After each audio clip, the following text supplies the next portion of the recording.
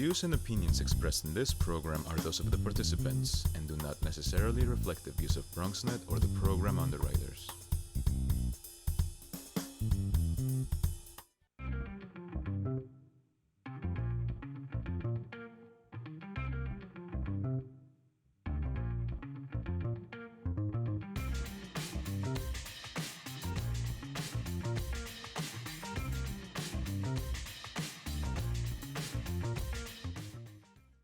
Hey folks, time for the Bronx Buzz. This is BronxNet's program where we talk to writers, journalists, photographers, filmmakers, editors, anybody putting stuff out in the Bronx. You can get an idea about what they're thinking about when they put it out, so you can learn a little bit more about what's really going on in our borough of the Bronx. And this evening I am absolutely thrilled because somewhere out there in the hinterland, could be the southern part of New York City, is my good friend Alex Mitchell. We're going to have Alex on, who has moved media from the Bronx Times to AM New York. And then in our second segment, we will be talking about a Bronx filmmaker who is treading that line. He's crossing the line about doing something that really is very important, fun, and personal. So let's start right away with Alex Mitchell of, now we're allowed to say, AM New York. My buddy Alex, how are you, my friend? Gary, it is great to be back on the air with you. How are you doing? I'm doing okay. I really can't complain. And we were just talking before the show how nice it was that you kind of moved from the Bronx Times to a larger publication. You must be real happy being at AIM New York. Tell us a little bit about that. You know, it is so exciting being able to not just cover the city, but expose the Bronx to the rest of the city, because if I'm speaking frankly, I do see it, I do understand it in a way that other reporters really should be digging deeper, because you and I both know it is a gold mine for some of the most creative people, some of the most delicious food, and just some of the most unique elements that makes New York City what New York City is. And I'm also thrilled to have my show on BronxNet, the BX Express. So right, in a way, it's like I never left. In a way, yes. And I wanted to tell people the BX Express really came out of the Bronx Times. And even though, I mean, it's owned by now the same company as AM New York, you're still going to be doing that, right? So you had mentioned to me you took a couple of weeks off, but you're going to get back to it. The BX Express did face a few delays, but we are back on track, and we are full speed ahead, so staying clear of the closing. I love the way you introduced yourself today, saying that, you know, we're going to bring the Bronx to the rest of the world. It's so important because we all know what is going on here, and the opportunity to expand and say, wait a minute, here's a Bronx writer doing stuff, you know, for the rest of the city is important. Let's get right to it. You, of course, a major Yankee fan, but you don't have to be a fan of anybody to be upset about what happened with Nike and Major League Baseball that you wrote about in AM New York. So why don't we talk a little bit about that, because the possibility is that Bronx businesses are going to really lose out. And so why don't you recount what's gone on? Absolutely. So over the past few weeks, if Yankees fans weren't disappointed enough with what happened, that's right, really taken back to learn that places like Stan Sportsland and all of the other really cool retail, small business retail spots on River Avenue that play nice with the Yankees. That's the most important part, is that they have a good relationship with the team. They don't feel that anyone's stealing anyone's thunder. They get to sell merchandise, jerseys, hats, and everything. And really, as you know, and as anyone who goes to River Avenue and 161st Street knows, that is their bread and butter. And without that, those shops really don't have clientele. They don't really have a market. And Nike has just negotiated a deal with MLB that would only allow Yankees merchandise and merchandise for all the other teams to be sold at what they call premium distribution points. And all of these small businesses that have been around for 40-something years would just go under just like that. Not because they're not doing well, not because they're not selling, but because a new big kid came in and really took their lunch money. It really, Alex, it's really terrible. And I want to add another element to it. If you go to a Yankee game, and maybe you come from out of town, or even if you're in the Bronx, part of the whole scene of going to a ball game is walking down that block on River Avenue, and you get inspired by a big Yankee victory, and the kids pulling on your arm saying, "Daddy, I want a hat, I want a shirt." You walk down there, and it's like being in heaven, And to have anything threaten those shops, I was outraged. I just said, this is so bad. It's bad for the Bronx. It's bad for the Yankees. It's bad for baseball. It's wrong. How else can I say it? Yeah, well, to give a real-life example, I had visited Chicago this time last year, well after baseball season was done. And, of course, even though the Cubs weren't playing, I felt the need to go to Wrigley Field. And what did I do when I was at Wrigley Field? I went across Addison Street, and I bought a Chicago Cubs sweatshirt because I was a tourist in the area. Of course. So they make money in the off-season. And I got to tell you, but let me just cut you Yeah. off because I want to move to the next subject before we run out of time. But I got to tell you, that's also the whole agenda about taking money from elsewhere and putting it into the Bronx. Where do we make more money than around Yankee Stadium? The whole thing stinks. I did hear that there is a renegotiation going on, and we'll hope we hear some good news. And one more quick point on that. The New York Yankees defended the businesses, and the New York Yankees approached Nike. They approached the league saying, their business relies on our merchandise. You can't do this. So the Yankees, in many ways, are going to bat for the small businesses in the Bronx, and that really, they're stepping up to the plate, pun intended. That's cute. Good one. You ought to be a journalist one day. Listen, think about it.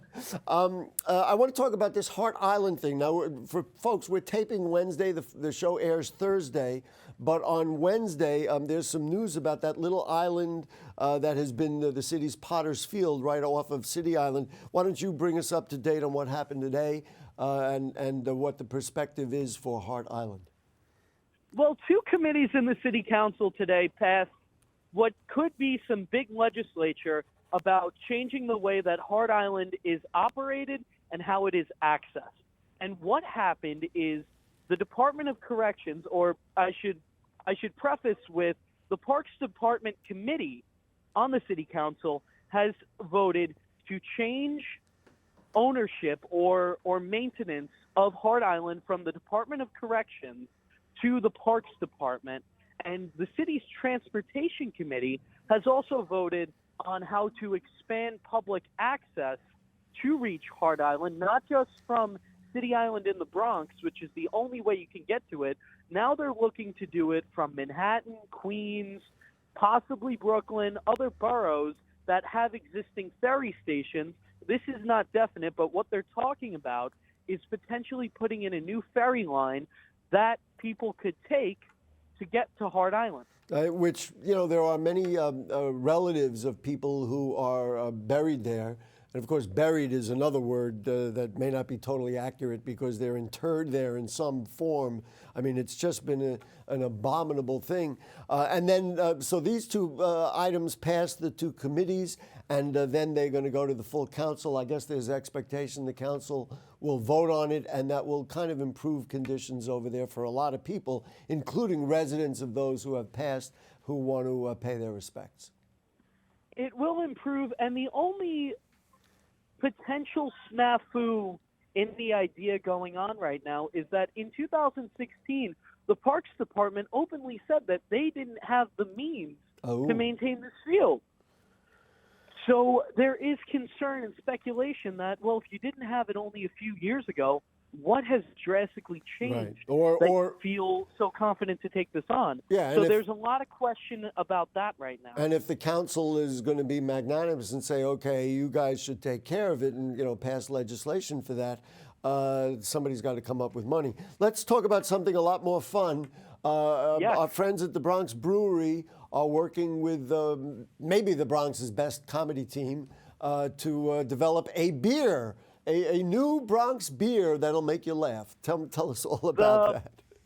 It is the Bodega Boys beer, Jesus Amaro, Showtime's newest late-night commodity. are teaming up with the Bronx Brewery to come out with a new, not only did they come out with a new lager, but they designed a very Bronx-centric can to this. And it is really, really cool. And Friday night is when they're going to be doing a little debut grand opening party. And I just can't wait to try this thing. Oh, I was going to ask, so you haven't tried it yet? No, I had to drive. And but, only one for you, my friend. You may not go further than that. All right, so that's going to be Friday night, and that's fun. That's exciting, and that's part of the whole milieu, if you will, of Bronx culture. And by the way, in our second segment, we're going to extend the boundaries of Bronx culture, too. One last thing for you, which you wrote about, was this whole idea of now Disney has now launched a streaming service. And now they're also taking a new look on Disney headquarters. Tell me a little bit about what you wrote about the great Disney Corporation. Yes, Disney is going to be building a 22-floor headquarters in Hudson Square. Now, it's going to take them about 4 years, they said, and also ABC World News, ABC 7, they're going to be moving into that facility. Live with Kelly is going to be taping in the basement, and Disney is going to be running all of its New York operations from what is a really cool building downtown, or what will be a really cool building, I should say. It is going to have 2 twin spires, a huge breaking atrium, and when I talked to some of the design partners on this, they told me that they want to give people what you can't get in a skyscraper, but what still really gives you a unique New York experience. Well, I wonder what's going to happen to the ABC facilities. What are they at Lincoln Square down there on 60th Street? I wonder if that will impact that facility at all. Who knows? Yeah, they were not exactly clear about the future of the Lincoln Center facility, but right now Disney's focusing downtown. Right. All right. Listen, Alex. You know, we could sit here forever, you and me, talking about the Bronx and talking about all the great things you're writing about. Congrats on the new position. And we're going to have you back here on the Bronx Buzz. Let's keep tabs on all these stories, and we'll update them. And good luck with BX Express and in everything you do. It's always great to have you. Gary, you're the best. Take care, and let's go Yankees. Well, you got to wait till at least February for that. But we'll see. I know that's in your heart every day. We'll see you around town. Thank you so much, Alex Mitchell from AM New York. Gary, be well. Okay, so now we're going to take a break, right? Yeah, we're going to take a break. And when we come back, really one of the most, I don't know how to describe them, flamboyant, most wonderful, most exciting Bronx performers who has made a new film will be joining us, and we'll talk about that film. Don't go away. Sure, I look cute now, but when my owner lost his job, it was rough. I was living on the street, and one night, me and this Cocker Spaniel got into it so bad, I wound up looking like an ice cream cone. I cried a little bit, but thankfully I got rescued, so I'm running, I'm jumping, all back to my old self. And I'm ready to give unconditional love, even if you put a lampshade on my head.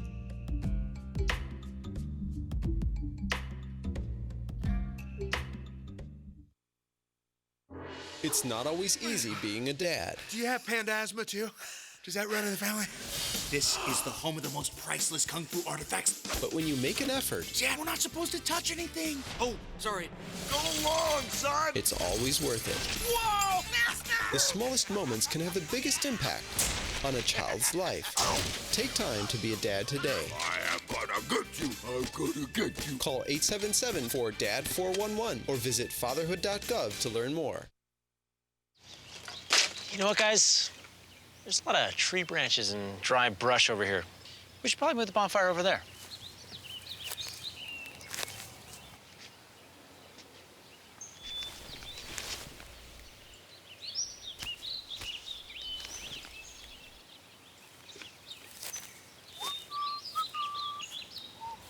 I'm guessing Smokey liked that idea.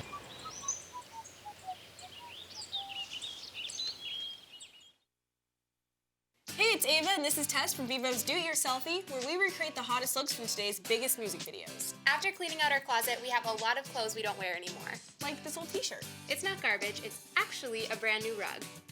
And to make it, all you need to do is cut, tie, and glue. Cut the t-shirt into strips.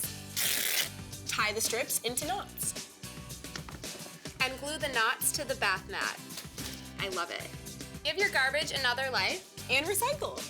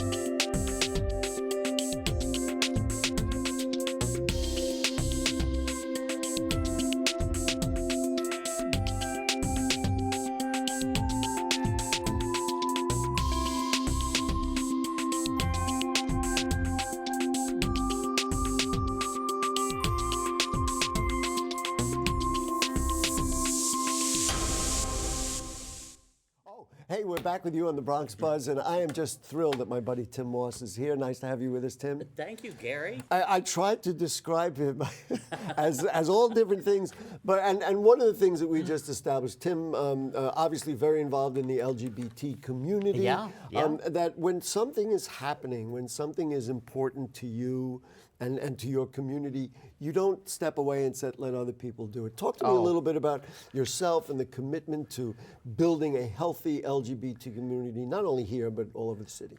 Well, firstly, thank you, Gary. It's always a pleasure to see you, and I love what you're doing. If you want to know anything about the Bronx, talk to Gary. Come on the Bronx Buzz and BronxNet Television. Go ahead. But yeah, I've been working with the LGBT community in the Bronx for several years, and especially now, there's so many changes going on and so many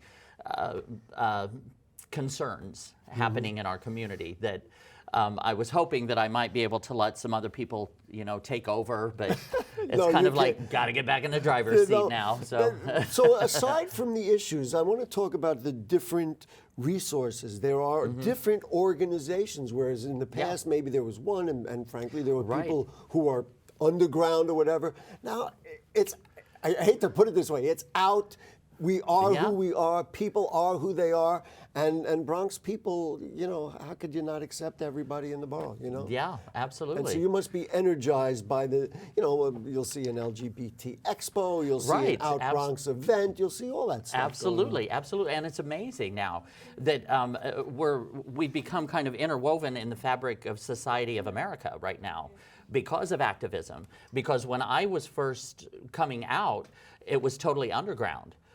I grew up in the Midwest, out in Indiana, and I'm so sorry. Yeah. Excuse me, I didn't mean to say that. And so it was very underground, and it was hidden. And then it was, we're queer, get used to it, so we kind of started coming out in public a little bit more, and now we can even get married. We're actually being considered actual citizens of the United States. Well, come on already. Yeah. And I just feel the energy. I'm sit where I sit in my 2 TV shows and everything else that I do, it's just another community in the Bronx. We have programs on BronxNet, et cetera, et cetera. Let's first, before we even talk about the film, just about your own performing. Now, I've seen you run dance troupes, and you've done all different kinds of things. Talk to me a little about the background, how you developed that, and how you developed the love for that kind of artistic expression. Well, I've always kind of been a performer. I've always enjoyed performing. But these past few years, it's just been multiplying. I'm very grateful for everything that's been happening. That's what I said. You can't not do it. Right. That's what I'm talking about. But I had a very successful cabaret show that it's a one-person show that I put together, and it got critical acclaim here in New York. So I've taken that out on the road. I did Palm Springs and North Carolina and Rochester, New York, and took it in Indiana. I did it in Indiana even. And welcome home, Tim. How'd it go? It was great. It's received very well everywhere. Times they are changing. Yeah, absolutely. But yeah, I've been more of a singer, an actor, that moves well. I never really had like formal dance training, but I can bust a move. Well, we know you can. Now let's get into. So the movie is called Junk. Junk. You'll just have to define it on your own. This is public television. We run a proper thing, but this is what we're doing. And you were just telling me just beforehand that you went down to help, I guess, to North Carolina to help them shoot, and it was just a few people. And as I said, Tim can't say, "Oh, you guys do it," and I'll leave. You got involved. Tell me about your involvement in the making of this film. Well, I originally did a stage reading for the writer, and he decided to have me. He wanted to make a movie, and he contacted me and said, "Oh, I got some good news for you." And I was like, "I like good news. What you got?" And he says, "We're making a movie." He's theatrical here too with the computer. I love it. And he says, "We're going to make a movie, and I want you to star in it." And I'm like, "Yeah, that's good news. Let's do it." So I went down to shoot the film, and there were 7 of us total to make an entire feature, which is very few people. We brought on one other student at the Skylar. About halfway through the shoot. So there was 8 people total, and we just shared responsibilities, and we would move lights, and we'd move camera, and we'd do whatever we needed to do to get the film made. You loved it, I'm going to guess, and then you tell me if I'm wrong. You loved it because the creative activity toward a product that you endorse. And right? Like it's a chance to do that. And the thing was that we all came there to bring our A game and to make this film.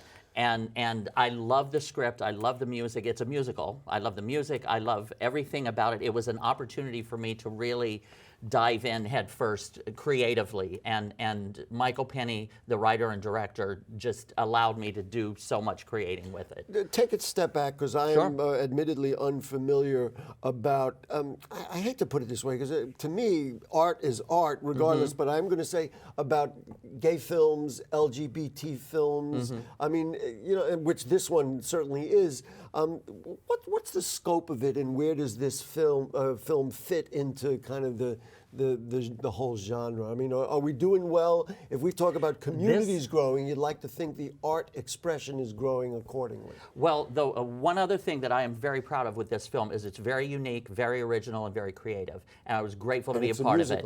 Yes. And because the thing is most gay movies or in the or that are considered LGBT films are usually about, Again, I just hate that, but it is what we have to do to define it. Right. I know. But they're usually consist of a beautiful man who meets another beautiful man. They fall in love, and then they are torn apart and end up getting back together at the very end. And this is nothing like that. I was going to say, well, also because reality, sometimes that happens, I suppose, but reality is not like that. I mean, exactly. So now we're back to my original question. So the agenda of the film was to portray what? Well, it's about what the story is about is an older gay man, myself, and a younger gay man. Admitted it. And a younger gay man. They work at a flea market in Raleigh, North Carolina, and they are asked to go in to clean out the house of a recently deceased man, and it's covered in porn, and we kind of piece the man's life together through his possessions. And we learn a few things about ourselves, and it's a generational gap. Like, one of the things that is mentioned in there is my character is constantly telling him how things used to be. A tattoo, for example. When you and I were growing up, if a man had a tattoo on his arm, he was a rebel. He was outside the law. He was, don't mess with that guy. Now a tattoo has become to symbolize conformity.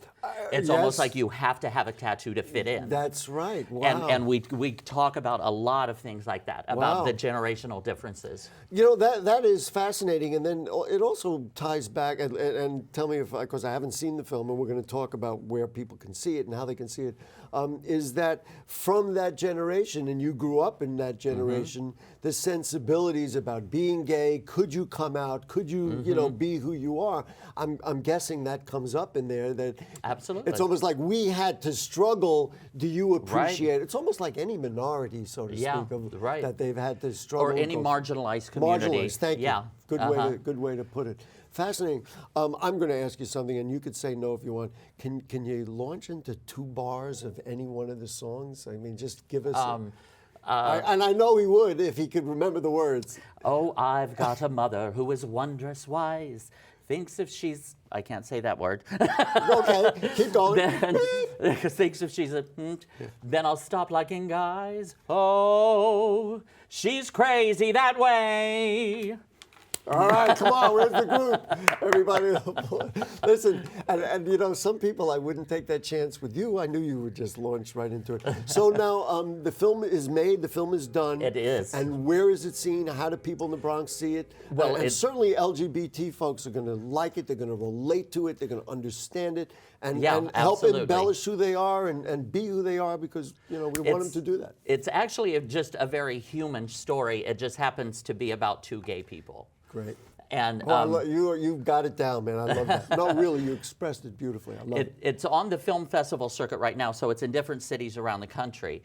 But I wanted to have a New York City so that all my friends could see it, because we are so proud of it. So Tuesday, November 19th, at 7 p.m., we're having its New York City premiere, and you can go to the website, which is junkmusical.com.